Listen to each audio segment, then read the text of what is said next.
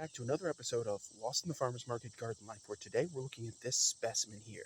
Now, before I delve into this plant, and there will be a later video showing the big feature because it's only in flower at the moment, if you have people who have faint of heart or are children's or people who get offended easily, you might not want to watch this video because there's some language in here that's going to be entertaining, but for the more sensitive people and knowing how YouTube is, y'all might not want to sit through this video. If you're horticulturally curious and secure in your own existence, stay tuned. I'll give y'all like a minute or two or something. Not even a minute, like a second or two. Okay, well, screw that. Let's go.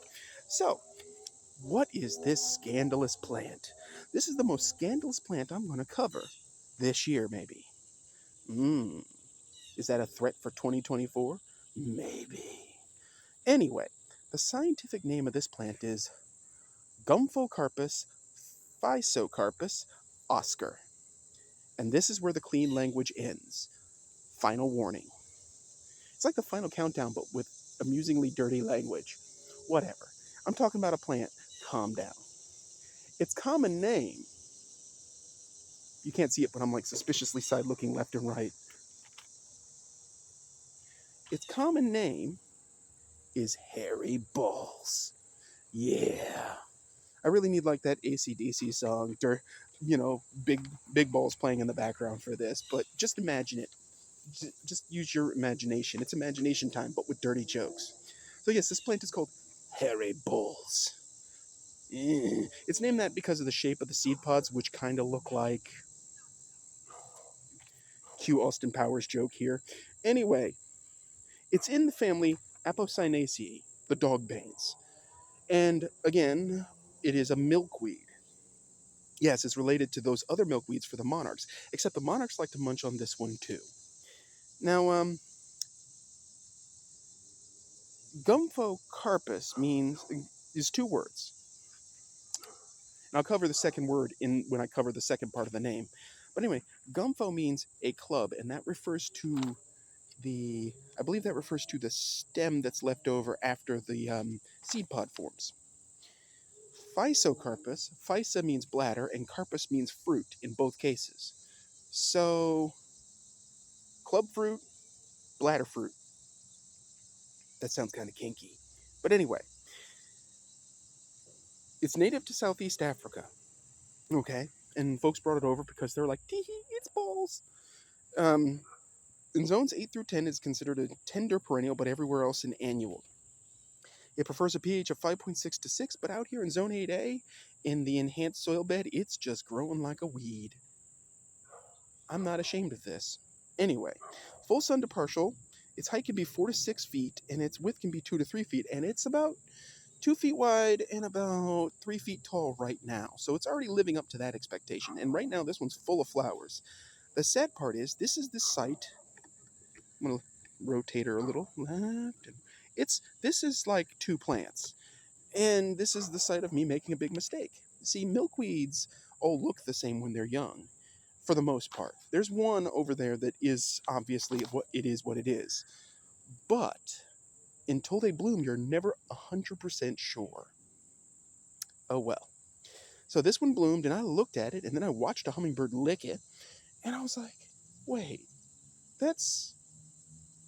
okay, all right, we're doing this. Because I thought I only had one of these plants left, and I planted it next to it, and this one turned out to be the same thing. So I'm not heartbroken. I'm amused by this because my garden has the biggest balls of them all. Again, this video is not for kids, for that exact reason. Anyway, let's continue. So, AKA names, and this is where it's going to get really kind of dirty. Balloon plant, balloon cotton bush, balloon milkweed, bishop's balls. Like, what? Really? Really? Must be part of the Catholic Church. Anyway, elephant balls. Okay, hold on. This one makes no sense. I'm just going to point this out to you. If you've ever seen a male elephant, they're internal. They're not hanging on the outside. Just saying. I don't know how they know. I don't want to know how they know. Monkey balls. Okay, whatever. And then nicely, swan plant.